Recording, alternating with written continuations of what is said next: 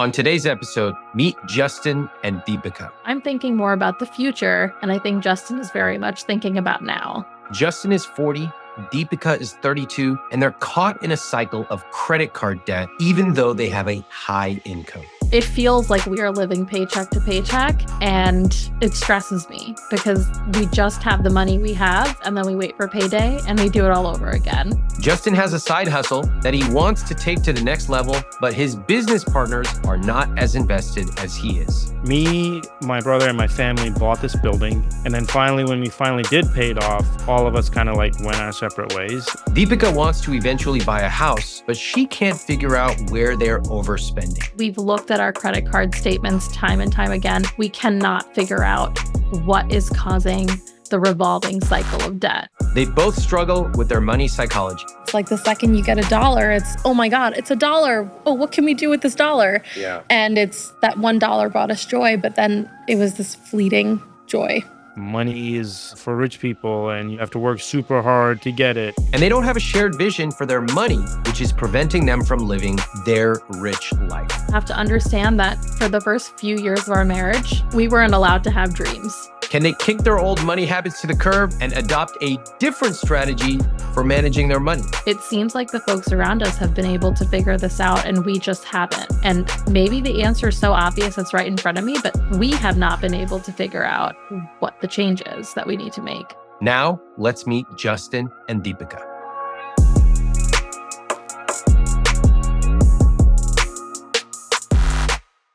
All right, I've got Justin and Deepika's CSP in front of me, getting ready for our conversation. Let's take a look at what I find. Let's take a look. Assets, $5,000. Investments, $111,000. They mentioned that Justin's income goes towards savings. Maybe that counts investments too. Savings at $38,000 and debt at $43K. Okay. It's all about the income here. What the hell? $21,000 per month. Okay. So they make $260,000 a year. All right. What's the problem? First off, okay, they're taking home $13,000. So they're at least presumably maxing out 401k. How they have 98% fixed costs at that income? Oh, especially when their mortgage or rent is $1,650 a month. Whoa. All right. Where's the money going? Utilities at $700 a month. That's high, but okay. Insurance at $3,800. Why? How can insurance be $4,000 a month? Okay, well, we'll find out. Car payment, $1,800 a month? No, hell no. Debt payments at $4,000. Groceries at $800. I told you, it's always $800 to $1,200. Clothes, $200 a month. You can't spend $200 a month on clothes when you have 98% fixed costs. Investments are at zero, okay? Savings are at zero, that's a problem. We got a spending problem here. That's it. I mean, it's all in the fixed costs.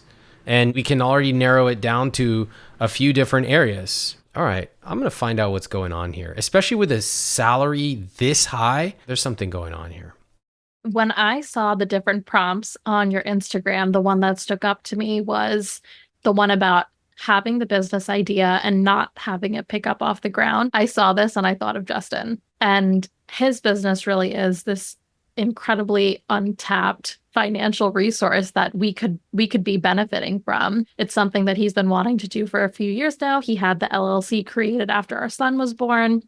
So he has done a lot of the groundwork. So typically when it comes to all things finances and larger decisions, because I take on the weight of the world on my shoulders at all times for all the people in my life, I'm stressed about the untapped financial stream that could be coming from his business. If we want to do something like buy a home or try to do something for our son's future, we don't have the resources to do things like that. And I think like that's what my concern is. So I'm thinking more about the future. And I think Justin is very much thinking about now. Justin? I never focused on future stuff. I've always focused on what happens now. So she's absolutely correct. There is money to be made in what I'm trying to do, but I always feel like there's always some sort of block. My biggest problem right now is I'm trying to renovate the space and I either don't have time or I'm trying to do other projects and so many other things jump on top of it that when I try to focus on the business, it never really goes anywhere. Is your full-time business? No. So I have a full-time job, and this business is more of like a side hustle. Okay. How long has it been a side hustle for? 15 years. What? You serious? Yeah, so me, my brother, and my family bought this building, and me and my brother were in the mindset of we can turn this place into a recording studio / venue, because it has multiple levels. We all pooled our money together, and we never had enough money to actually put into the building. It was just a matter of paying it, making the bills or meeting the bills. And then finally, when we finally did pay it off, all of us kind of like went our separate ways. So it's just me thinking like, hey, this is a great opportunity to do what we originally wanted to do. What about the family members who put money into it? My brother is now in Miami. My older brother is here, but he's not very much interested in doing this anymore. Did you buy him out? No. When I got the building, I didn't have a place to stay, so I renovated the top into an apartment. The main floor is the venue, and the lower level is the studio. So he still lives up here. This doesn't sound like a structured business, right? They don't really care about the money, but legally they would be entitled to it. There's like somebody living upstairs, not paying rent. Does it sound unusual to you as I say it? I went through this in therapy as well. And what happened? He was basically like, you do realize like this is toxic. Oh, okay. She said it, not me. Yeah. Thank you, therapist. Don't worry. Okay. And then what did you do?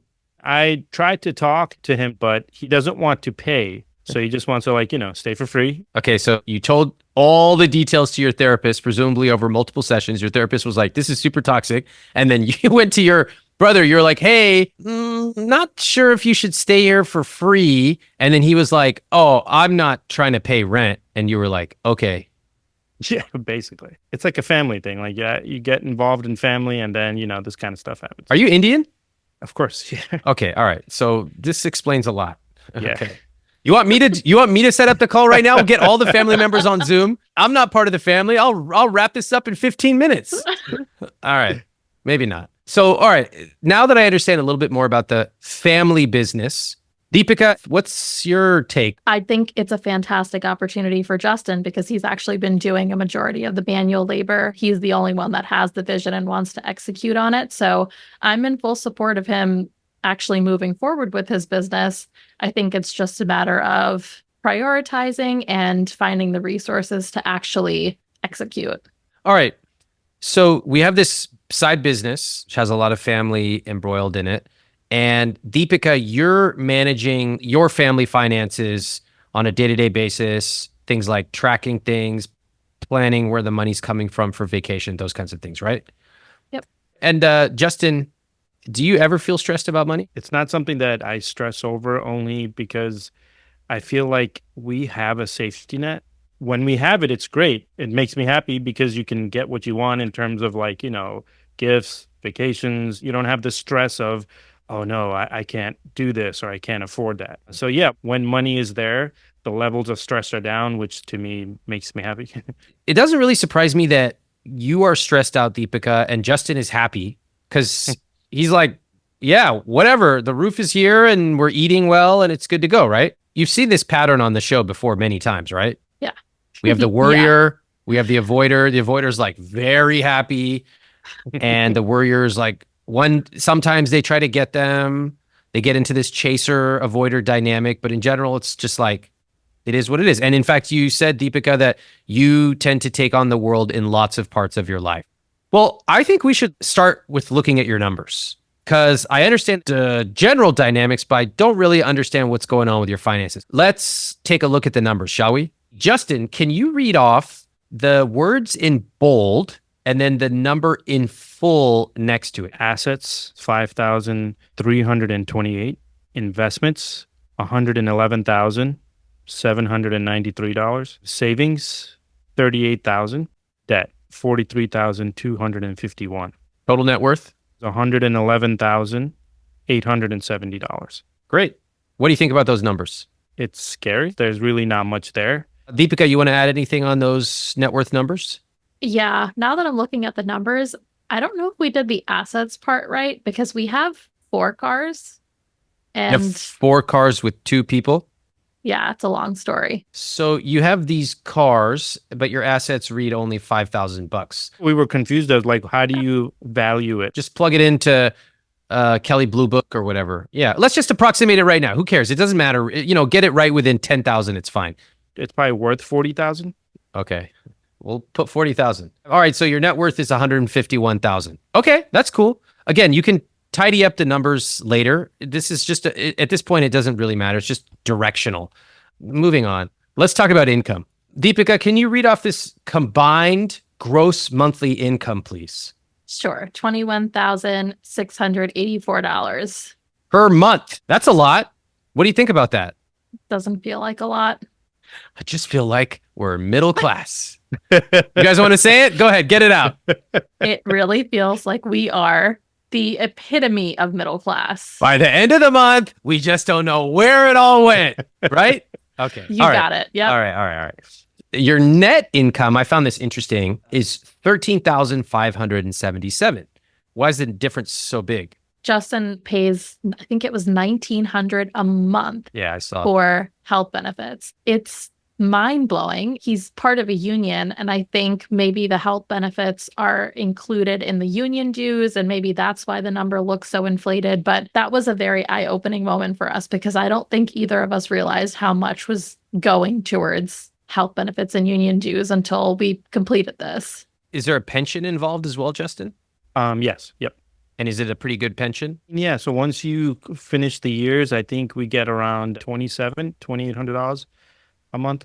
$2,800 a month. Okay. Are either of you contributing any pre-tax money to a thing like a 401k? Yeah. Yep. How much? I think mine was 2% or 4%. Mine was about the same. So like about $650 a month towards a 401k total.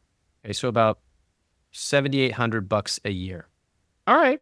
But what really concerns me is the next number. What's this number, Deepika? The fixed cost number. 98%. Okay. Justin, you see that number? Yeah. What do you make of this number? What number should it be theoretically? 50% Yeah. at least. 50 to 60. Yeah. That's and for a couple with an income like yours, probably towards the low end, if not even lower, because your fixed costs don't tend to often scale as much with high incomes. So we got to figure out what's going on here. I'm going to dive into those fixed cost numbers in just a second, but let's keep going down the list just so we see the rest of the CSP. Your investments are at zero. So you're basically not contributing anything more beyond your 401k, which explains how the investments, which theoretically should be higher with an income like yours, are not higher. Your savings are at zero. You have about 3 months of savings, and that's it. And then finally, your guilt-free spending, you put childcare for $1,200, and then you put everything else $500 a month. Do we all agree that fixed cost is a problem area? Huge problem area. Yeah. Huge. Okay. And Justin, do you agree as well? Yeah, absolutely. All right. We're narrowing it down already. Let's try to figure out what's going on. Do you rent or own? We We rent. rent. Okay. Your rent is $1,650. That's good. That's Yep. 10.83% for housing. Whoa. And that includes your utilities, which are $700 a month. What's up with that, by the way? We have done a lot of investigating over the last couple of years. For some reason, our gas and electric combination bill is sometimes north of $800-900, which is unheard of. We've asked the gas company what's going on. We've had them check for gas leaks. We've had them come and look to see what's going on. How could it take a couple of years to figure this out? We can't get anyone on the phone. We've just been in this cycle for the last 2 or 3 years, and we can't figure it out. There's something going on there. Maybe it's right, maybe not. But let's keep going because we got a lot more. Insurance, you're paying $3,835 per month for insurance. What is up with that? It's the union. That's how much they take out of the paycheck. It's almost like half per paycheck. Well, have you asked your friends at work, like, hey, do you pay this much? So when I talked to them, they said it's a pretty high amount. I just left it at that because I'm not very good at this stuff. I don't mind not being good at money. None of us is born being good at money, but it's a skill we learn, right? Like, what do you do for your union job? I work in event services. If you ask me how to do that, I'd be like, I don't know. I'm not good at this stuff, which is true. But if I wanted to get good or it was something important to my life, I would get good, right? It's just like, it has to happen. So already we're going down this list and we're 3 things in, and I've heard, I don't know why we're paying that much, but we just can't figure it out. And I'm a little confused. I don't hear this from almost any other couple. I can understand 1 month, 3 months, 6 months, but like 2, 3, 4 years doesn't make sense to me. I'm going to be honest, Deepika and Justin have me a little bit confused. Their fixed costs are at 98%, which is very high. It means that they are essentially spending every single dollar they make. But that's especially confusing at their income level. They're high earners and their rent is extremely low. And when I ask them specific questions like, hey, why are you paying so much for insurance? Or why is your electric bill so high? They give me a very casual, I don't know. I don't know. It's like when I'm 7 years old, I come home, a big old stain on my shirt. My mom goes, how did you get that stain? I don't know, which by the way, does not work. The world has a way of making you tell the truth, whether you want to or not. So you might as well do it early on. Now he uses the excuse, I'm not good at this stuff, and then happily continues avoiding money. Meanwhile, Deepika is on a different end of the spectrum, worrying, stressing about their future. This is not a healthy way to approach money. There's 2 people paying $1,900 a month for insurance, totaling $3,800. Deepika, why are you paying $1,900 a month? So the 2 columns are broken down by what's coming out of my paycheck and what's coming out of Justin's. 100% of Justin's paycheck goes into our savings account. Why does 100% of his paycheck go to savings? We thought it might be a good way to boost our savings. You guys didn't read my book, right? Oh, I have the book. It's actually sitting right there. Pull it out. Pull it. Show us. Okay, hold that book up close to the camera. Everybody look at this book. It's so pristine. There's not one mark. It's never been opened. There's never been oxygen between those pages. That thing is still from the factory. Look at that. It's open for the first time. She just flipped through the pages. Wow, wow, wow. That thing is perfect. That thing probably came right off my desk. I finished writing it. It shipped directly to you. Wow. All right. So I have to say, all jokes aside, Deepika, you mentioned you worry, you take a lot of things on yourself. You have a book within arm's reach, but you haven't read it. I'm curious why. I don't think we realized the scope of our money troubles till we had our son, and we can't seem to find the time. Okay. That's an honest answer. All right, let's keep moving along the CSP here. Still don't understand why you're paying almost $4,000 a month in insurance. So the insurance coming out of my paycheck is my health insurance. We have auto insurance, renter's insurance, life insurance. That's the big one. We have 2 custom whole life policies and term insurance. I'm trying to control my rage. I'm not a very good poker player. I'm trying, like in my head, I'm like, oh, Ramit, so calm, Rico Suave over here. But apparently on camera, I'm like, God damn it. There's no reason to buy whole life insurance. I have not found a single reason to. It's not an investment. It's insurance. And in fact, the best way to buy insurance, especially if you have a little one, is term life insurance. It's way cheaper. You're not paying all these stupid fees. And so like the amount of money you're paying is like insane for me. Insane. All right, we're going to fix that too. Let's keep going. Your car payment is $1,863 per month. What is that? It's $888 for the AMG. What the hell? For all of you non-car people like me wondering what an AMG is, an AMG is a Mercedes, and Justin bought it for $65,000. And as Deepika just said, their monthly payment is $888. All other cars have no payments attached to them. What's the $1,000 then? The Easy Pass, the parking the car in Times Square every day.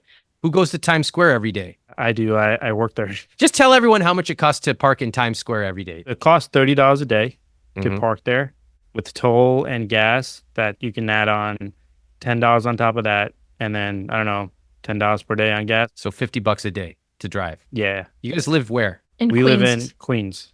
Come on. Am I being punked right now? You drive from Queens to Times Square? Come on. That's a straight train. I start so early. So my day starts at like 4:30. So the problem is getting a train from there at that time will either make me too early at work or too late. So I decided driving gets me there quicker. You think it's a good financial decision? No, but combined, it's like $500 or $600 a month towards transportation. And I just felt like, hey, on top of everything else, I didn't think that that was the most expensive. Do you understand the severity of the situation you are in with your finances? Yes and no. If you were an ER doc looking at somebody who came in the door and this is their, their numbers, what do you see here? Oh, yeah, this is like a trauma patient. Like you're just bleeding and denying the fact that you're bleeding. Okay. Eventually you will, die. But at the same time, I think my brain is like, yeah, but life is still fairly good. Okay. Deepika, what about you? The parking situation is a perfect example of Justin living his rich life. I see this, and this is what stresses me. It feels like we are living paycheck to paycheck, and it stresses me because we just have the money we have, and then we wait for payday, and we do it all over again. The way that you approach money is not commensurate with the income you are making. You're not talking like a couple that makes $260,000 a year. And it's not commensurate with a couple that wants to grow their money for a specific purpose. The way that I hear it is like, oh, the lights are on and we still can eat out every so often. And like, that's great. That makes me happy. And Deepika is like, oh, it's occasionally stressful, but we get through it. And I really just want him to get his business off the ground. Can we finish going through the fixed costs? And then I'm going to tell you what I see here. Sure. Your debt payments every month are $4,000. How can that be? So we added our student loan payments of $250 and $250 a month to whatever we pay for credit cards, which on average is about $3,500 a month. Let's clarify something. When we talk about credit card debt, that would be debt that is revolving, that you didn't pay off the first month. So maybe that changes things here. Yeah. So then it would only be $500 because the only debt that we have is the student loan debt. Okay, great. Okay, that considerably changes things. Oh. Guys, this is like a big difference. It went from 98% to 72%. All right, well, that's positive. I'm never going to be mad at that. 98 to 72 is good. All right, so you're paying $500 a month in debt, but now we got to talk about some other stuff. So your groceries are $800 a month. That's fine. Clothes are $200 a month. Whatever, that's fine. So all the money that you just mentioned, the $4,000 a month on credit cards, where did that go in this CSP? It's a combination of that last line item with the everything else and $500 for everything else in guilt-free. And yeah. And then that's what we were trying to figure out is we don't know what the bleed is. We've looked at our credit card statements time and time again. We cannot figure out what is causing the revolving cycle of debt. It's just hard for us once we go line by line to figure out, am I doing too much Amazon spending, or am I doing too much gas or a toll? And that's what we get lost. Where exactly are we spending too much? So what I'm hearing from the two of you is, first off, I hear no vision for what to do with your money. It's like when we talk about money, we talk about, should I park in Times Square? It's like you're already jumping down into the weeds. And then that's where you both stay, right? And I bet you've been talking about that kind of stuff for a long time. It's almost like each person goes to their corner. Look, they're both nodding and smiling. Sounds about right. For the first couple years of our marriage, his entire paycheck went to his family. So there was no finances. Justin actually didn't have credit until we got married. So his entire financial history comes after being married with me. And I'm not the most brilliant person when it comes to finances. I'm a business major. I've taken a few finance classes. I know just enough to make sure that the bills are paid every month. But we've reached this point in life where we're now thinking about it a lot. Like, what happens now that we have a son? If we want to have another baby, we don't have the space in this home. We want to buy a house. So I'm trying to look at how do we maximize our income? And I think that's where our divide is happening is I'm thinking about what's next now. And Justin is thinking about what's next, but from a very different lens. You mentioned that he used to give his money to his family, which I understand culturally. And what about you, Deepika? A lot of my money was also in the possession of his family. For a while there, we didn't really have any money to ourselves. It was only after a year and a half that we finally moved out of living with his family. And I had my own income then, but a lot of his income was still going to his family despite being moved out. His father is a pastor and they don't have many members. So a lot of the foundation expenses and all of those things come from within the family. Whoa. Holy. Wow. Okay. All right. So, along with that, I'm going to go out on a limb. There's a lot of religious things in the household, control issues, those kinds of things as well. Okay. Yeah. Are you still in touch with your family, Justin? Not really. I mean, I'm in touch with my brothers, both my younger brother and my older brother. And how about you, Deepika? My parents aren't really around. Distant family, also not really an active part of our lives either. It's got to be tough just for the two of you and your son to be kind of alone trying to make this happen on your own. That's what we struggle with a lot, is trying to create a better future for our son, but not really understanding how to do that. We live in Queens, New York, right on the border of Nassau County and Queens County. And Justin and I have always agreed that if we wanted to take our money and do something with it, we'd really want to buy a home, have space for our son. I want to be able to, have pride in saying that my husband owns his own business and is successful with it. And I can support him with my own physical contribution of helping him lay the groundwork for that. What about for you, Justin? What's the vision with money? Kind of the same. Me and Deepika kind of agree on in terms of future goals and stuff. In terms of buying a home, having things saved up for our son, whether it's for college funds or whether it's for him to have the things we didn't have, education-wise. And then, like she said, being able to have this business grow where we're bringing in a decent amount of income, where we're not constantly... I work a lot of hours to make my income. I don't want to have to do that where I'm just a slave to the punch clock. So you make $260,000 a year. It's a lot of money. Your housing costs are very low. And for a couple that has this income, it doesn't seem like you're really getting ahead. I can see that because you don't have any dedicated savings per month. You don't have any dedicated investments per month. And you have told me that you are constantly in a cycle of getting into credit card debt and then paying it off. But I can also hear it just from the way you talk about money. There's several clues. The clue about how Deepika is the one who manages the money, but even she admits she's not particularly good at it. Justin is happy. He talks about money, but he's not in the day-to-day. And when you do talk about money, from what you've told me, it sounds like you go down into the weeds, both of you, quite frequently and stay there. When I ask about what the vision is quite typical, but there's no plans on how to get there. Okay. And what is, I think, kind of a big red flag for me is the certain expenses, which you haven't been able to find out for like 3 years, the insurance, the car payment. These are red flags that if you can't get the basic blocking and tackling of your money done, then it'll be very difficult, especially in today's time, to buy a house. So I'm glad that it's not 98% fixed costs, but there's a lot of layers here. Can we just kind of reset the whole thing? Before we hear their answer, I need a quick favor from you. If you're enjoying this show, please hit the subscribe button because it really helps my team and me. If you had a blank slate, where would your money be going? What is your rich life? Going on vacation twice a year and not having to worry about credit card debt when we come back. What else?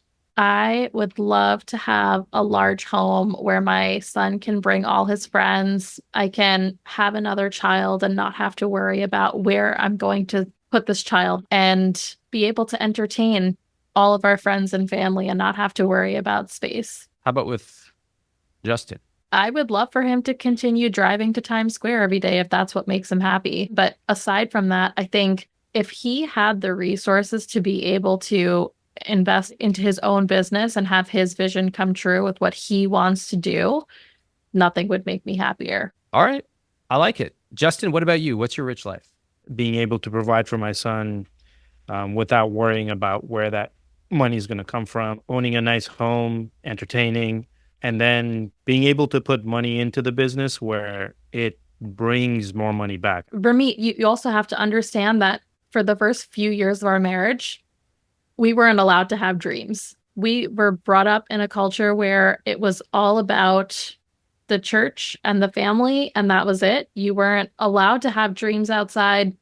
You weren't allowed to go anywhere. You weren't allowed to travel. You weren't allowed to think of leaving. So what sounds like basic small dreams, it's everything we've dreamed of for our entire life. And we're content with that. But the fact that we are in a place of our own right now, and our son isn't subject to that kind of life, that's a miracle in itself.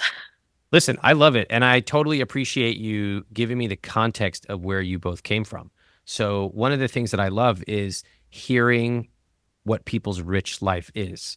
And it's a good reminder because sometimes I hear their rich life and I'll tell them, I'm like, that's too small. In your case, I saw it on your face, both of you nodding and smiling and like, this is what we want. Okay, love it.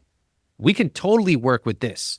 And I think that as we start to take the dream, the vision of a rich life, and then look at how your numbers are or are not serving that vision, it's going to become a lot easier to decide what to do and what not to do. So hearing your rich life vision, do you think that you are currently spending your money to live it? Absolutely not. What we end up doing is tapping into the savings to pay the credit card bill, which it essentially, we're just taking Justin's paycheck and using it to pay the expenses that we have. So we just let it accrue and then use what we could have been using the entire time to pay the credit card. How many years has that been going on? It's been about 2.5 years.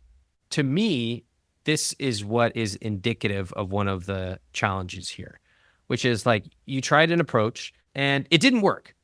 Now that's normal. Like we're all going to try stuff at life and it's not going to work. That's totally normal. But it went on for 2 years. That's a long time to basically have one of the major pillars of your strategy for your rich life not work. 1 month, fine. Even 6 months, fine. 2 years, too long. 3 years to figure out this utility thing, too long. There's no real incentive to change, right? True. Yeah. And in fact, what was the real singular moment in the last 5 years of your relationship when you actually changed around money? I think it was once we had our son. Exactly. Yeah. This is how most people are with money. They pretty much ignore it. As long as it's running and they can swipe their card, they're fine until two things happen. They have kids and they turn 40. And that's the only time most people wake up until roughly around the age of 60 or so. Imagine that. We work our entire lives and we pay attention in real urgent terms, maybe 3 to 5 times in our entire life. If it's me, I go, okay, I accept human nature, but I better make those times count. If I'm paying attention when my son is born, then I better set up my system so that it works for the next 25 years, because odds are I'm not going to pay attention much at all. You've told me that your money is not being spent towards your rich life vision. What do you think is the solution here? It seems like the folks around us have been able to figure this out and we just haven't. And maybe the answer is so obvious it's right in front of me, but we have not been able to figure out what the change is that we need to make. Take your right hand, hold it up. Now reach over and grab that book that you put on your desk for a second. Maybe the answer is right in front of me. I couldn't have scripted it better myself. It's not about me. All jokes aside, it's not about me forcing you to read my book or anything like that. It's not about that.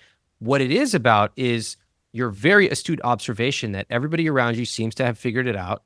And candidly, at $260,000, you could actually be doing all of those things. And yet you designed a Byzantine process, which doesn't work and hasn't worked for years, instead of reading a book that you have literally at your desk. What you told me is achievable, but it would require a lot of changes. We're willing to make them. Right now, the only solutions that I can see in front of me and the ones that we just keep discussing are, how do we get Justin to stop driving? Or how do we decrease this particular cost? We know what the bigger picture is. We just don't know how to get there. I think we need to appreciate that Deepika and Justin are really just starting their journey around money. And when we hear the details about their past, like how they didn't have control of their own money because of their ties to their former church, we can start to develop a little bit of compassion for where they are today. Neither of them had positive role models when it comes to money. So the first step is to help them making some foundational habits and then to build some accountability around their spending. One helpful strategy is to focus on the biggest red flags first. For me, when I look at their CSP, I'm really curious about their housing situation. They live in a high cost area, but they have low housing costs. So I want to know what's going on here. Is there anything about your house, the rent, that you were concerned about? My mother, she moved into this house in 1996, and the rent was less than $1,000 and has gone up with inflation over the last 26 years. The rent is so low that we can't justify leaving, but we're in a position where the landlord has also gotten 26, 28 years older. He's no spring chicken. We're in this very worried situation that if God forbid anything were to happen to him, either we don't know if whoever will take it after that is going to up our rent. Are they going to kick us out? Are they going to sell the house? What do we do at that point? And I feel like that's what's also putting us in this hot water to say, what are we going to do next? What would you do if it happened tomorrow? I would probably start looking on Zillow for other places to rent because we just don't have the down payment to buy a home, especially not in Nassau County, New York. Renting to us makes sense only because the high cost of down payment plus taxes plus the mortgage, it's just way too much. The next step would be like, how can we allocate money towards a new rent payment? Yeah, but where's the money coming from? Whatever I was putting into savings now would go directly to pay for. The money's not really going into savings. It's getting spent anyway. Yeah. So where would it come from? More hours at work. You grew up poor? Actually, yes. It's a common thing for people who grew up poor. Their answer is, if something doesn't work with my money, just grind it out, especially for men. Before we had Jay, that's all I used to do. I used to be the breadwinner in the family, but I would never be home. When we got married, I saw my wife for like 4 hours per day. And that was because she was sleeping and I'd come home, take a shower, and go right back to work. I understand that sometimes we have to. I don't understand keeping that same mindset when you have a household income of $260,000 and housing costs of 10%. It just doesn't make any sense. You don't have to keep grinding when there are so many other ways to put your money to work for you. And one of the reasons I started this podcast and started my entire body of work is that money isn't this mystical thing that only wealthy people have knowledge about. I want people to know this stuff because when you finally understand it, you're like, oh, wait a minute. It's totally achievable and it's actually not that hard. Right now, that's not what I'm hearing from you. Like, you could make $1 million tomorrow and you would not invest that money. It would get sucked up into your finances and you still wouldn't be living the rich life until you change this and until you change your numbers. Okay? Let me tell you what I would do.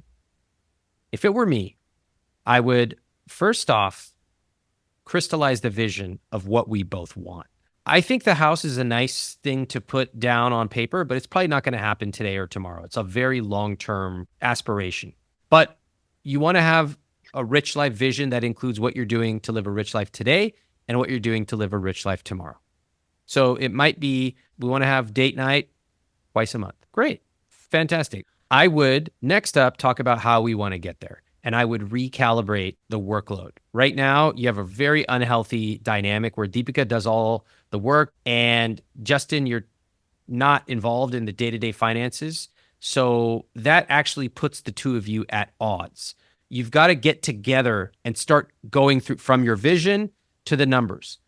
That means that you've got to both have skin in the game. How would I do that? I would next decide we're going to get educated about money. Right now, the two of you are not educated about money, right? You have the book there. I would say once a week, we're going to spend an hour talking about this book and start to change your financial system to be more aligned, more together. Finally, on the more directive side, immediately I would fix the utilities thing. If you are stuck and at the end of your rope, I would either go into your employer and ask if they have somebody who can help. If necessary, hire a lawyer. That's it. Have them deal with it. Pay them a little bit of money, but get that fixed right away. Okay. Next, insurance. I would cancel the whole life immediately. I would take that money and redirect it. Where would that money go? it would probably go towards one of the investments that we should be making. Correct. I agree. I think that's right on. And I certainly, if I knew that my housing is at the whim of elderly landlord, I would be putting aside money because I know that I'm going to be either evicted or my rent is going to go up spectacularly. A couple of other things. I would sell every vehicle except maybe one. Furthermore, I don't understand driving to Times Square. That just doesn't make any sense to me at all. How long have you two been debating this Times Square thing? 11 years. 11 years. The reason you're debating it for so long is it's become part of your identity. And it's become part of your identity because you have no vision to look towards and make the decision. A vision helps you make these decisions so easily. You don't even almost have to think about it after a while. Your vision makes the decision for you. So if your vision is we want to buy a house one day, then spending $1,500 a month on parking does not contribute to that vision. One last thing, this event space. It just seems like such a mess to me. Like there's no good that can come out of it because even if you win with all the work you've put in, even if you start to generate a ton of money, it's tied in with other people who are not contributing as much. But if I'm looking for a fresh start where we are hyper-focused on the rich life, I would not be doing that. It's a distraction. Sometimes there's no shame in saying, hey, this isn't the right thing for me. I'm going to scrap it and start something else later. But first things first, I want to get financially stable. I want to start building and living our rich life. A lot to take in there. What's your initial reaction? You are absolutely correct, but making those steps, I feel like is going to be the hardest. How old is your son? 2.5. What do you think he's going to learn about money as he gets a little bit older? I don't know. But I would want him to learn that it's not something that he should be stressed about. Really? His mom, the one who's stressed, wants him to learn that. Yeah. I want him to not be stressed like I am. If nothing changes for the two of you when it comes to your money, business, etc., and let's just fast forward 3 years, what would he learn about money from his parents? He would just think like money is such a hot topic, meaning in terms of it creates problems. He would not want to talk about it. He'd try to shy away from it. I think he would grow up the same way we grew up thinking about money, which was money is for rich people and you have to work super hard to get it. A lot of the arguments that we have, if it's not money, it's time. It's either Justin's working too much or I'm working too much. And there's very little time, it feels, that we can spend together as a family just doing family things. When it comes to money, I just feel like it's one less thing on his plate. And I'm realizing maybe it does need to be on his plate. It needs to be on our plate. And all of those things that we've been tabling in terms of the investments and all the high yield savings accounts that we've talked about, like maybe we should just pull the trigger and do it. Both of you have created this kind of vortex where you're both totally indecisive about making decisions, which to me are so minor in a grand scheme of what you're trying to accomplish. And you've totally missed the big picture. The stuff that's important, like what's your son going to pick up on with money? He's going to pick up that moms are the ones who are supposed to be stressed about money and dads are carefree. And then it passes down generation to generation. What a tragedy, especially coming from a family that makes $260,000 a year. To be stressed out about money with 10% housing costs, all because you have this narrative that you tell about we don't have time. That's not true. I mean, you can make a change. I'm not sure how serious you are about it because you'd have to change a lot. This is the first time I think we've gotten guidance that is giving us a roadmap. Here's what I want to do. I will speak to you again, but not before you finish the book. And I would like to see what specific changes you have made. And if you'd like to speak again, we can actually get into so much more. You have everything you need in front of you with the book, etc. I'd like for you to solve the question of the insurance, the utilities, the car payment, all that stuff needs to go way down. And from looking at your numbers, you actually probably would be able to bring your fixed cost down to, 48 to 55%. That's like really good.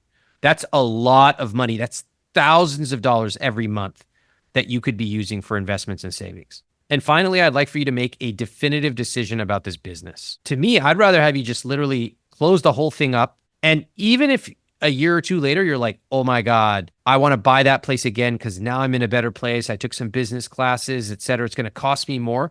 fine. At least you started to get decisive. But you can't go through the rest of your life just like waiting for somebody to come and tell you what to do. It's not going to happen. It's the two of you. Would you both like to talk again? Yeah. Oh, yeah, absolutely. All right. I love it when my guests accept a big challenge. We made some good progress today, but Justin and Deepika have a lot of work ahead of them. And they don't really have a concept of spending money in a meaningful way, which is why I challenged them to work through my entire book, one chapter at a time. We only really scratched the surface in today's conversation, and I think we can go a lot deeper once they understand the basics so that they can actually develop a rich life vision. And I have very good news. I'm delighted to share that Justin and Deepika were up to the challenge. They sent several updates along the way, keeping us updated with their progress. And let me tell you, they accomplished a lot. Listen as they share what they learned and the big changes they made. So we're on week 3, and I actually feel like we've been making some pretty good progress. The financial conversations have been almost daily now. We've made some major decisions that we are acting on right now. The first one is we've decided to cancel our custom whole life policy that is currently accounting for close to $1,400 a month in our budget. We do have other term life and whole life policies that are currently in effect, so it's not like we're forgoing life insurance completely. We also spoke to a lawyer about our Con Edison case. Unfortunately, it doesn't seem like there is anything that we can do unless there's a class action, but we did flag down an actual Con Edison guy yesterday to take a look at our bill, look at our meters. This month's bill wasn't too bad. It was still pretty egregious at $365, but he told us that when the bill gets crazy, have someone come in to do the audit then, and they'll be able to tell us in comparison to our neighbors where we stand and all that. We are chugging along. I've also opened a high yield savings account based on the book. We went with Marcus by Goldman Sachs. Justin is also transitioning his paycheck back to our checking account, and we have put together a spreadsheet that helps us figure out what the monthly costs are, what account they're coming from, the date that they're coming out, just to help us budget a little bit better. I think we're making some pretty good progress. This is the end of week 3. Hey guys, just an update on this week and what we've done so far. So we've sold one of 2 cars. We also put my paycheck into the checking account so that we can manage it, and we created envelopes so that we can put money towards our savings goals. We also created a to-do list. We did it individually. So on mine, created some to-do lists, one of which is change car payment to the first of the month, so that this way, when the paycheck comes, it can slowly start taking it out in the first of the month, as well as some other payments. Also need to inquire about health insurance and why it's so much money coming out of my paycheck. Canceled one of my credit cards. It's not really doing much in terms of points and benefits. So I'm gonna get rid of that one. And that's about it so far, what we've done. As promised, I agreed to meet up with Deepika and Justin after they finished my book. About 6 weeks have passed since the time we filmed our initial session and the follow-up interview, which we'll dig into right after this short break from our sponsors. Welcome back. It's so good to see you in person. From what I understand, you read the book. You sent in videos documenting your progress, and I'm told you've made some changes to your finances, which we're going to go through today. What happened right after our conversation? We set aside weekend time, and we said, okay, after our son goes to bed, like we have our assignments for the week. So I created like a little shared note on our phones, and it was, here are our financial to-dos for the week. So I think we came to the conclusion that I still need to lead the charge just because I have a little bit more flexibility, but as long as we know what we need to do and we're keeping on track, we'll be okay. Amazing. Yeah. How long did it take before you felt like you were making specific, concrete progress with your numbers? Like literally 1 week. Yeah, 1 week. What happened? The first thing we did was the life insurance policies. How much were you spending again? Combined almost $1,400 a month. So Yeah. that right there saved us $1,400 a month. That's a lot of money. And then what'd you do when you had that extra $1,400 per month? We made sure it's not extra money. It's Yeah. just money that we need to reallocate. Whoa. Okay. I think I feel something for the first time in my life. It's my heart. Yeah. Oh my God. Okay, that's amazing. And you did that together? Yeah. What did it feel like to go through this process and decide what to do with this extra money? We felt like adults. Once you start being like, hey, no, you need to reallocate money. You need to put stuff away. You just feel like I'm doing things properly in life. And it kind of scares you because you're like, this is what order feels like. That's scary? Good scary in the sense of like, you're getting your life together. Some people, at least in our circle, their parents have set a very good financial example for them on like, this is what your money should do for you. This is how you should be allocating your expenses. This is how you should be wisely spending. And I don't really think either of us had that. So for us, it's like the second you get $1, it's, oh my God, it's $1. Oh, what can we do with this $1? Yeah. And it's that $1 brought us joy, but then it was this fleeting joy. So now it's like, now the dollar can work for us and we know where to put our dollars. That's kind of an amazing transformation. Just that part alone of going from the minute we make money, we're going to spend it. That's a very childlike approach. But the magical part is that you switched it. Allocation, it sounds like such a boring word, but for me, it's going from passively going through life to leaning forward and saying like, we have this pot of money. How do we want to use it in our rich life? Could be vacations, could be eating out, could be cutting back on XYZ, but you get to decide. What surprised you about going through the book? There's so much bad financial advice out there that I think it's sometimes easy to get swept up in that. Yeah. But to have everything in an easy to understand format just made our life a whole lot easier. Yeah. Well, thank you. I'm happy to hear that because my hope is that when you start to internalize that, you go, oh my God, it's supposed to be simple. It's supposed to be boring and pretty straightforward. And then you start to see your savings account build up and all this debt get paid off. You go, wait a second. Yeah. Maybe that's how a lot of things in life are supposed to be. Right. Yeah. Awesome. Okay. You go through the book, you reallocate your money. What happened next? We flagged down the Con Edison guy on the street. The freaking AC thing or whatever. Tell me. I've been waiting. Unfortunately, he went through, he looked at our bills, he came into the house and he was like, what do you have? What's going on here? He saw that all of our stuff is, up to date. He's like, unfortunately, you're spending the same amount of money that a lot of people are spending. You're paying the normal amount, which happens to be exuberant. He gave us actionable steps about what to do if the bill gets exuberantly high. Great. Yeah. So we know what we have to do if we see that bill go beyond like $600-700. Now, what's striking to me is that when we talked, this bill had been around for years and nobody got around to talking about it. And I was like, what is going on? Like, how can you not find an answer to this? Yeah. Now you went out and grabbed that Con Ed guy with like a freaking, one of those stage things. You're like, get in here. Like, that is another amazing change. Where did that come from? Well, I just saw him on the street and I was just like, hey, can you come here? And he was like, I got nothing better to do. Okay. Yeah. But that never happened like for the last 4 years. After talking with you and then we started making actionable steps, something in your brain's like, I'm on the verge of saving money. I want to talk to this guy to save more money. Bingo. I might have never noticed him. This is what people mean when they say, you create your own luck. When I hear that phrase, what it says to me is, it's almost like I put on a new set of lenses and I'm looking at the same world, but I'm seeing opportunities now that I would have missed before. Yep. I think that's exactly what's happening. My next question is about driving. Did you drive here today? Yes, Love this reaction already. Who drove? I drove in. Where'd you park? Times Square. Oh, God. What the fuck? How much was it today again? Just remind us. $30. And you were paying like 30 times 24 or whatever when we last talked, right? Yes. What are you paying now? I'm paying the same thing. Okay. Well, not everything's going to be solved. All right. I guess it all comes down to, can you afford it? Like, it is obviously a pure luxury. If you can afford it.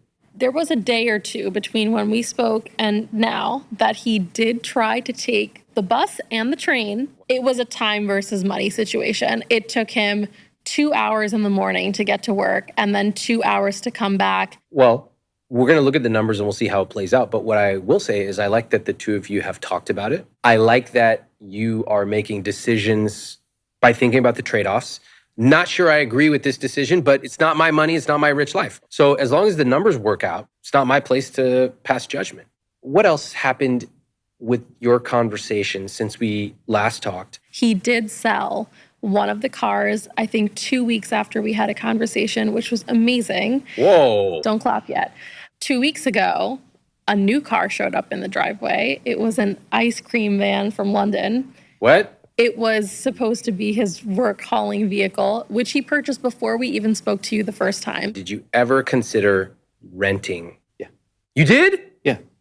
But you bought an ice cream vehicle instead. If you rent the same size vehicle from a U-Haul, because they charge you by mile, it adds up to a lease payment.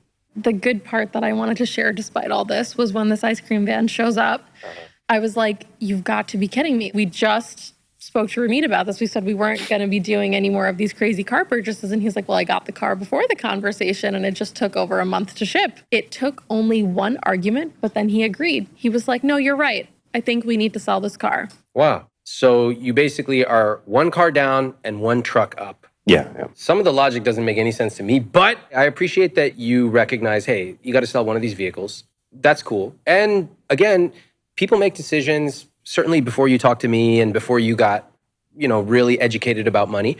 The goal with a rich life is not to avoid any bad decisions. The goal is to make educated decisions as much as possible and to know that, hey, we're going to make mistakes once in a while. That's okay, as long as they are recoverable. Yeah. And as long as we catch them, we can almost always correct them. Right. Honestly, speaking with Deepika and Justin this time around almost feels like I'm talking to an entirely different couple. Remember, just a short time ago, they could not answer simple questions about where their money was going. They had no idea why they were in the red every month, and they weren't taking any accountability for their choices. Now, they are proactive instead of reactive. They are living proof of how much you can change when you make it a priority. This is why I do what I do, to be able to help a couple or an individual get out of a rut and change the entire way they look at money is magic. In our first conversation, we spent a lot of time talking about Justin's side hustle with this building. Now, considering the messy family dynamic, I suggested that Justin cut his losses. I'm pretty interested to hear what he decided to do. What happened to the family dynamics around the space? Put it all to the side. I don't get involved. I don't do anything anymore. What'd they say? I was like, if the money's not making sense, I don't want to be a part of this. The LLC is there, but no money's going into venue, family, or anything like that. Oh, well, I have to say, I commend you. That's quite amazing. Yeah. You were doing that for a long time. After understanding the system, you're just like, stop. Why? Yeah. You just kind of need to pull that Band-Aid and be like, stop. What do you say we look at your CSP? How did it feel to do the next CSP, the second one that we're about to look at? That was really exciting, actually, because the end number was within $100, I think, of our total income every month. Meaning you made a bunch of changes, and then the number that you ended up seeing was almost identical to how much you're making. Yeah. So you knew that you basically got it, like the puzzle pieces fit. Yeah. It made sense. Yeah. Right. Yeah. Was that the first time that your money made sense to you? Yeah. Oh, yeah. Yeah. Yeah. That's amazing. Half the time we were like, where's my money? We were like, here's the money, and this is where it's going. Yes. And it was a phenomenal feeling. Yes. Yeah. That's what I describe as a simple, beautiful system that you deeply understand. We're going to take a look at the numbers now. So here we have your net worth before the book, $111,000, and your net worth afterwards. How the hell did you get $70,000 more in a few months? In the original CSP, we did not properly calculate our assets. What does that tell you? Meaning the fact that you before counted $5,000 in assets, now you have $72,000 in assets. I don't think we realized just how much we are worth. Right? Right. And if you needed to, what could you do with those assets? You could liquidate. Yes. Their actual value. Yeah. Right. Maybe you would take a haircut, fine, but that's real value. Meaning if you need more money, they're there. Yeah. Good to know. Really important. All right, cool. I noticed that your savings went up $2,000. Mm-hmm. Great. Okay, very good. How come your investments are at exactly the same amount? Oh, admittedly, we actually didn't go in to take a look at our updated 401k numbers. What? And That's like the first thing. That's for me. That's like, that's what I do on my birthday. okay, it's probably actually a little bit higher now. I don't mind. At least it's going in the correct direction. Yeah. All right, fine. Let's look at the income. So the income has not changed. I don't expect it to. Fine. But you know what has changed is your fixed cost number. Whoa. Okay, so before it was 98%, which means you're broke. Yeah. You're spending more than you make every month. Here, today, your fixed costs are 63%. Now that is amazing. What happened? The main thing that probably accounted for that was the insurance. Once we killed the whole life. So take a look at this. You went from paying $3,800 a month in insurance to $2,500 a month. Why is it still $2,500 for insurance? It's the 1,900, which is still coming from his paycheck. His Insurance. health insurance and union dues and right. all Yeah, lumped yeah. into one category. Okay. Yeah. That seems really high to me. How much are your union dues? 600. Yeah. 600 a month. Okay. And then on top of that, the company yeah. takes out like 1,600 or something like that For health insurance? for health insurance. No, it's like 1,300. Yeah, 13. Yeah. But altogether, it was like a ridiculous amount of money. And it feels like it's something that we can't get rid of. Yeah. It's like one of those fixed costs that you have to pay Yeah. unless you quit your job. Something's not right here because really, if you really look at it, look at these numbers here. Justin, you're making 7,600. You're taking home 4,600. But if we subtract out another roughly 2,000, you're basically making no money. Right, 25. Like, why would you work here? Okay, yes, withholding can be a confusing part of your conscious spending plan, but it is worth your time to really examine what is happening, what is being deducted, and just considering, does it all make sense? According to their conscious spending plan, over 65% of Justin's gross income is being withheld for taxes, union dues, and health insurance, which is insanely high. That doesn't make any sense. Why would anyone want to work somewhere that was withholding 65% of their income? So I pressed them to think a little bit harder about this. And I'm glad they did, because listen to the realization that Deepika had. Yeah, the 1,900 is coming out from the 7,600. So I double counted it. Okay, let's fix it right now. Okay. How much should this be? This just should be So zeroed out, literally right? just remove that. Yeah, okay, And watch then this. it's accurate. Okay, look at this. Watch what happens. Your number is 63% right now, right? Okay, I'm going to zero it out. What'd that number drop down to? Jesus, 49. 49%. This is one of the lowest numbers I've seen on this podcast. What does it tell you? Our fixed costs are very low, which means there's a lot of room for opportunity. Yes. Yeah. And really important to get your numbers right. Yeah. Right. I just want to take a second and just really compliment you. Look at this. You went from 98% and you are now at 49%. What's going through your head right now? There's a lot more to reallocate. I don't even have words right now. What I notice is that, first off, when you take gross, net, all these exemptions and insurance and all that stuff, it's complicated, especially if you never learned about this stuff. What was happening is you were double counting insurance. But when we took out the double count, the extra 16 or 1,900, you're now at fixed costs of 49%. What this means to me is your fixed costs are well under control, meaning your rent mortgage is well under control. Your additional expenses are fairly minor. There are a few things that jump out of the page for me, but candidly, at 49%, it's up to you. You can do whatever you want. You want to buy the ice cream truck? If you can afford it, which you can here at least, fantastic. At 49%, it gives you room to allocate for your future. Okay? It should make you feel a little bit more at ease. Yeah. It's kind of interesting, right? The minute we start leaning forward with our finances, we start to see more and more opportunities. How long would you have gone on worrying about money? If we didn't talk to you, probably till the end of eternity. I agree. Yeah. But more importantly, we got the chance to talk right now only because you followed up and you did your homework. So I'm thankful that you did that. Okay, let's keep going. Car payment is $1,800. That includes all transportation. Now, this is where we realize, like, you can afford it from a day-to-day perspective. You're at 49%. If it were me, I might recategorize it slightly just to see. I might put parking in guilt-free spending, and I might have parking come out of your individual guilt-free spending.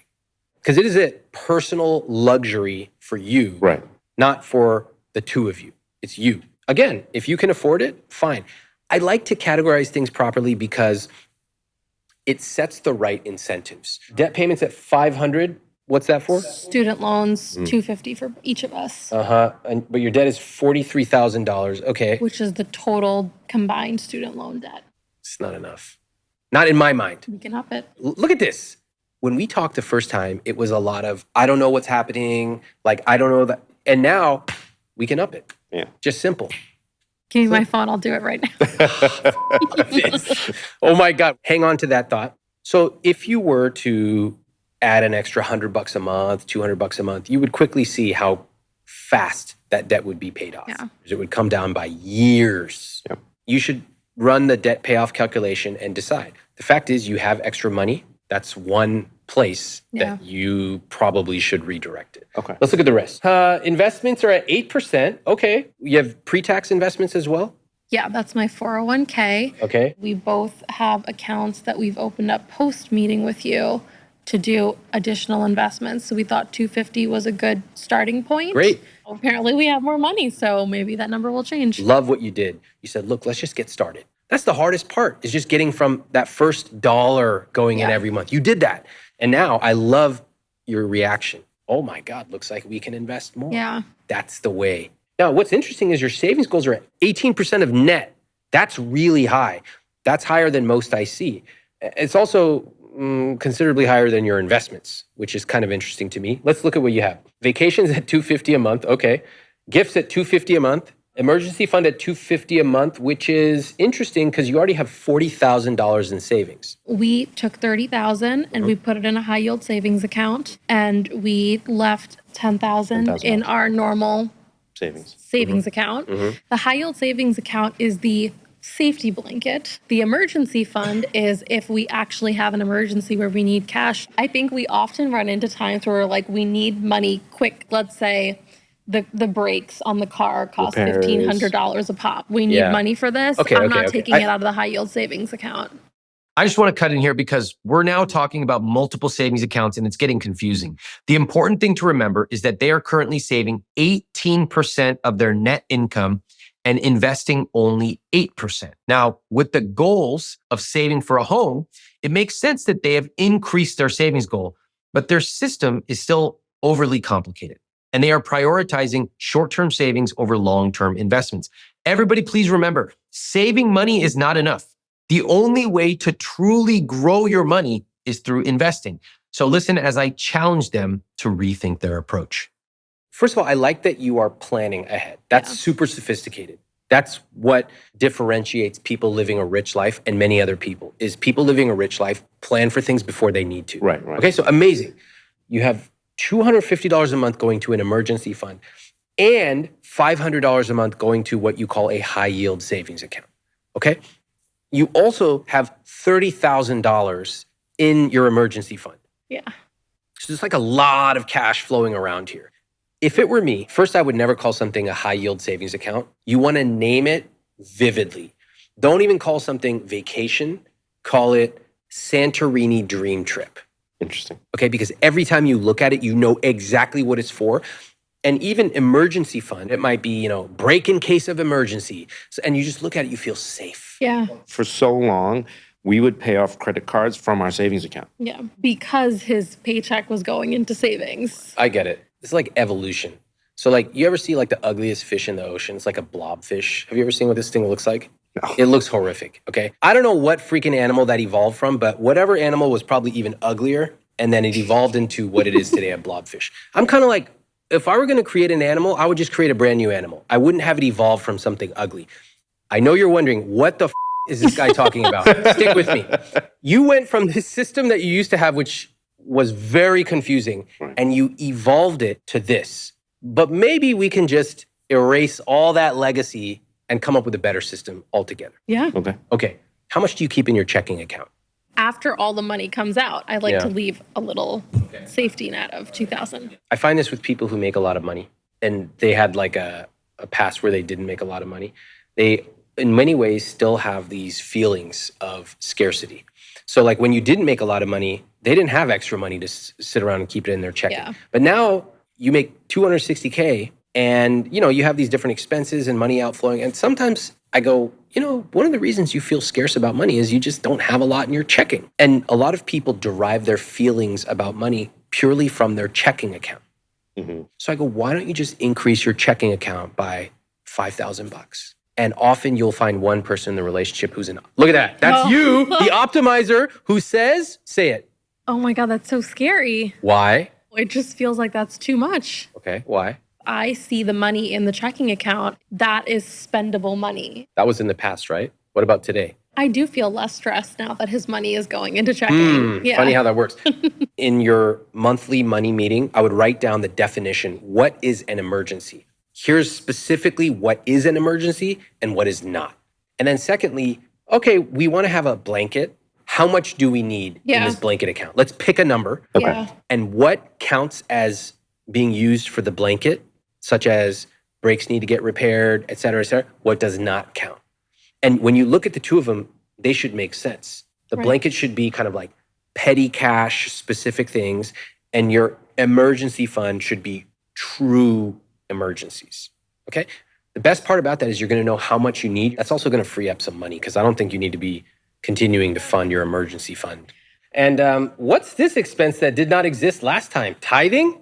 Yes, that was one that I realized I had left off. Oh. We do $150 every week to church in tithe. So you were doing this last time we talked, but it didn't show up on the CSP I didn't think about the tithing. Yeah. because it's just like, Yeah. it's like breathing air. And you're doing $600 a month. And how important is this to you on a scale of 1 to 10? I'd say 10. Wow. Yeah. If it's a 10, most of the time we can find a way to make it work. You just have to make other choices. Fine. All right, Amazon, et cetera, is $500. Okay, you're in pretty good shape in terms of just cash flow on a monthly basis. And the primary reason for that is your fixed costs are so low. That allows you to tithe. It allows you to pay daycare, even though you cut that in half, which is great. And it allows you to save and invest money. Fantastic. Can we talk about what the future looks like? Yeah. Yeah. So I looked at some of your investments, and Justin, you're about 40, right? Mhm. Okay. So right now, let's say that you invest $1,000 a month. If you invest $1,000 a month, you will have $56,000 a year in income. What do you think about that? Marginal living. How do you go from 260 to 56K? That sucks. It's higher than I was expecting. Really? Yeah. Why? Because I just feel like the last 2 months is the first time we've ever put any thought to any kind of retirement plans. The fact that we're at 56,000 is like mind blowing to me. Okay, I kind of like this. I have to say, I did not expect your reaction. It's like genuine gratefulness. For me, I'm like, 56,000, oh my God. And you're like, 56,000, that's way more than we thought. The fact that that's more than you thought, it's very likable. Like, I appreciate that. And you're right, it's been only recently that you've starting to focus on this. However, what this tells me is two things. Number one, 56K is not enough. Right. Especially considering the lifestyle that you live now. It will be very, very difficult for a couple to go from 260, and your income will probably go up because you're still young, to making 56K forever. Right. That's difficult. But second, a lot of the amazing changes you've seen in the last couple months are possible because of one thing. What is it? Our paychecks. Yes, you both make a lot of money. That, to me, says, look, if you're getting $56,000 in safe withdrawal income, you could get a lot more if you were to focus your efforts. Yeah. Just to give you another example, if you invested $1,500 a month, your safe income would be $72,000. What does that tell you? Start investing more. Start investing a lot more. So all this money that's kind of just floating around, and the minute it comes in like a kid buying candy, you go, wait a minute, I want to buy my future self an amazing life. And that's just $1,500. Right. You have a lot of money that you could redirect. Can we just look at it for a second? I mean, we have 1,900 that just came off of this. That's right. We have 1,900 right there. Yeah. Let's start at the easy stuff. Let's start at your savings goals. The high yield savings account and the emergency fund are two that we should probably look at what the cap is for each of these, right? Because it's not a long-term savings goal. Correct. Always have a cap. How much until it's filled? It's like you would never just fill a glass with water forever. You go, how much is enough? 8 ounces, okay. You do the same with an emergency fund and et cetera. $500 a month, that's a lot of extra money towards investments. That's huge. What else? Well, definitely HYSA. We could probably repurpose that money Yeah. or at least decrease it since we're already at 30,000. I would take that whole thing and put it into investments. Okay. What else? If we already have $30,000 in the bank, that would be our emergency fund. Technically, you could put that towards another investment, other investments. So maybe we just get rid of the emergency fund, slice the high yield savings account in half. That's nice. That's $500 a month towards investments. Yeah. Great. That's $6,000 a year right there. Keep going. What else? I don't know if I want to compromise on anything else. Vacations, gifts, and Yeah. buy a house fund Okay. are three Yeah, that those are three main important things. As we started to discuss how they might go about funding some of these accounts, Deepika remembered that she has additional sources of income that she forgot to include in their CSP. And I've noticed that a lot of people do this exact same thing. They leave out additional sources of income, things that don't neatly fit into buckets. It's almost as if they've convinced themselves that if it's not included, then it won't be spent. But this is not a good strategy because you need to plan for the income you know about. You also need to plan for the income you don't know about. Because if you don't plan for it, it's just going to get spent. Listen in. I get a bonus once a year. I also do consulting on the side. What? Does that show up here? No, What's the problem? I forgot. I forgot. Consulting on the side. Okay, can we talk about unexpected income for a second? Because that makes a profound difference on where you end up. How much money, ballpark it for me, do you make extra per year that's not reflected in here? Including bonuses and consulting, All of it. an extra 50,000. First of all, you're going to get roasted in the comments, and I'm not defending you on this one.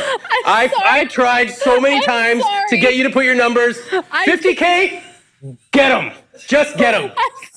50K extra. You ever watch the HGTV things like, oh, I'm a teacher. Yeah, that's you. And I make $1 million. Well, I'm literally talking to them. I'm sweating. I feel like it's certain things that, like, you know, when you're tasked with something and you just don't remember everything. Yeah, that's why it's a spreadsheet. I know, but it. I think there's also the fear of like, it's like random. It's not like guaranteed. A lot of us, we are very fearful of writing down a number, especially when it's variable. Your current stable income more than covers your day-to-day. So we're now talking about icing on the cake. And whether you make 30K extra or 50K extra, it actually does not affect your day-to-day at all. So I'm not going to say, hey, I need you to build a model based around $50,000 in extra income. But we need to be honest that, hey, we're actually going to make between 30 to 50K. Let's just conservatively assume 35, and let's build in a life around that. Yeah. And any extra, we'll even make a plan for that. What I really want you to do is to put everything down accurately on paper, because I don't want you to play games with yourselves anymore. You've played games for too long. Yeah. Okay, so let's just make a rule.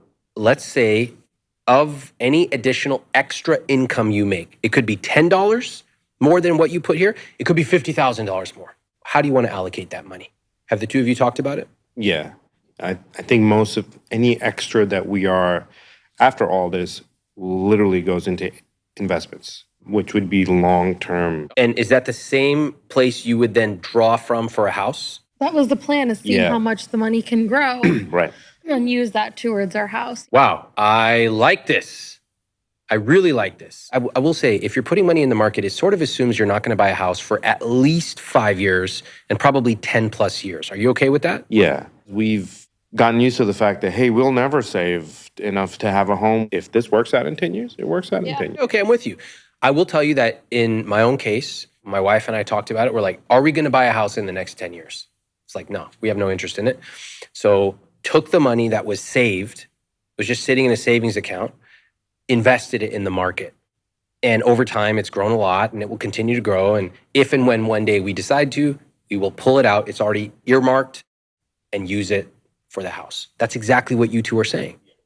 Fantastic. Wow, this changes things, and I think in a good way. So you told me that, first of all, you got $500 a month. You're going to put that instead of towards a savings account, you're going to put it towards investment. I mean, we're now talking about you potentially investing $4,000 something per month. That's powerful. That's amazing. You can calculate it on your own. You'll realize how much you're going to have at retirement, which is awesome. You're also going to be like, wait a second, if we decide to buy a house in X years, this is how much we'll have. Great. And at that point, you can decide if it makes sense to buy a house or not. I'm all for it. Give yourself options. Furthermore, we decided that any additional income, you're going to put 100% of it towards the investment account, which would be earmarked for a house. Yep. Okay, can I make one suggestion? Yeah. I like to give myself a reason to keep earning extra income. So for me, I will do something like 70% of unexpected income goes towards investments, 20% goes towards something I've been saving for, and 10% is just guilt-free money. It has to be used. Is there anything that you might want in your own life? Like if you're making $50,000 extra per year, might you take X dollars and you go to a special restaurant? Maybe something that keeps you looking forward to the work that you're doing on the side. I think for us, that's the vacation piece. We work a lot. And the only time we really get to spend together as a family is when we're not here. Right. Okay. As long as the two of you agree, Yeah. that's important. And as long as you each December do your annual Rich Life review and you sit down and you say, hey, do we still agree about this? Do one of us want to make a change? Yeah. Very sophisticated. I think our mindset also was, does this give us the opportunity to buy that home quicker? We can only afford the life we have now because our fixed costs are so low, and we know that. And we want to get to a position where when we buy a house, we can continue having the lifestyle that we have. Whoa. Yeah. The first time we talked, there was just basic confusion about basic concepts, right? And yes, today, sure, we've had a couple of corrections and mistakes, but I'm also hearing you bring up extremely sophisticated concepts. We're talking about giving yourselves optionality, creating multiple layers of safety. I hope you see how far you've come. It's quite amazing. We've literally spent the last 2 months since we last spoke just really, that session really was couples therapy. It really was. And I think it kind of opened our eyes to how simple it is. I appreciate that you two received it.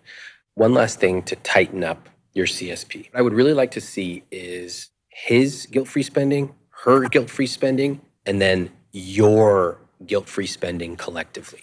Just to give you a simple example, out of $100, just easy math, you might say 20 goes to him, 20 goes to her, and 60 goes to us, which would include vacations, dining out, etc. The guilt-free spending part, I think, is what hasn't clicked for me because I feel guilty about spending anything. I don't know what I would do with a guilt-free spending budget, if I'm being honest.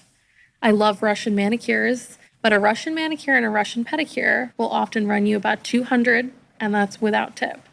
So I do not do Russian manicures and pedicures. How often does one get a manicure? Every pedicure? 3 to 4 weeks. So let's just say once a month for easy math. $200 plus tip, $250. Is that possible? It just feels like that's a savings goal right there. It's not a savings $250 a month I could be putting towards vacations. Okay, you could. I'm not telling you not to.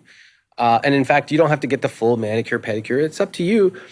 Maybe you even get it once a quarter. But my point is, it's actually healthy for each of you to exercise your spending muscle individually. How old is your son?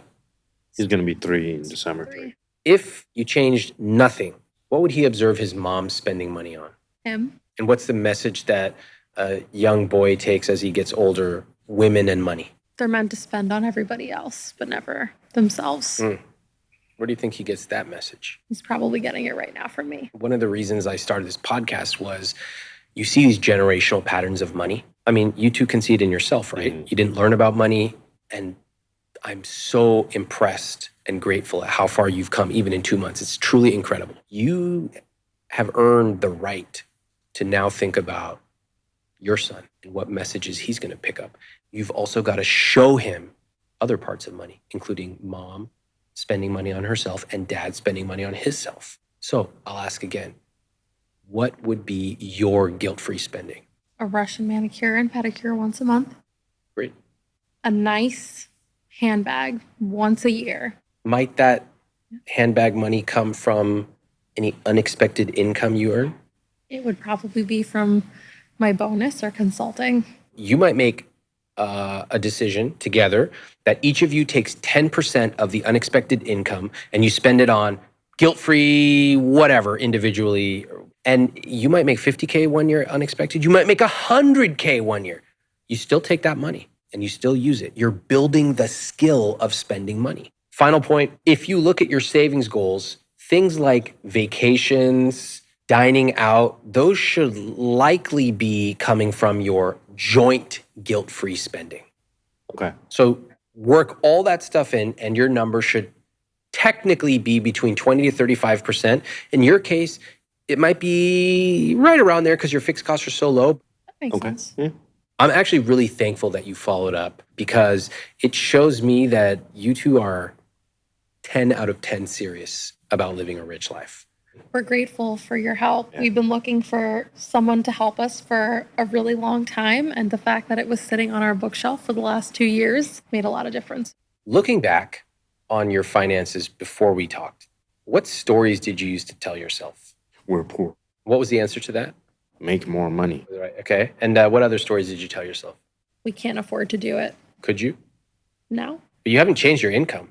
Yeah. So what changed? You had said something like, if you want money, why aren't you educating yourself on it? Mhm. Once you start educating yourself on how money works, you start making drastic changes to better yourself. And you don't need the crazy spreadsheet of 200 line items. It's just keep the budget, stick to it, and it's as simple as that. Yes, I love that last closing thought from Deepika.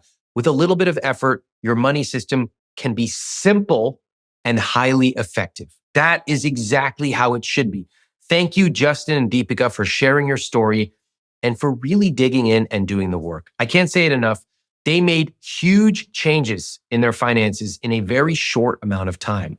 I was so impressed with their progress after reading I Will Teach You to Be Rich that I gave them another challenge. This time I gifted them my new book, Money for Couples, and I asked them to report back after reading it. Check out their follow-ups and what they have to say about their progress. Hi guys, we just finished the Money for Couples book, and overall I think the biggest thing that we were surprised to learn that we've been overspending on this whole time is custom whole life policies. When we looked at our fixed costs, we were surprised that we were paying a crazy amount, like almost $2,500 a month in all of our insurances combined. And when we tried to get to the root of what the problem was, we found that a whole life policy is not the best investment. We get so in the weeds about the small details of what we're spending on that I think we forgot to look at the larger fixed costs. So this conscious spending plan was a great opportunity for us to figure out what the actual root of the problem is. And I think one thing we realized that we can actually afford to do is invest. This entire time we were like genuinely thinking that we were living paycheck to paycheck. We couldn't afford anything.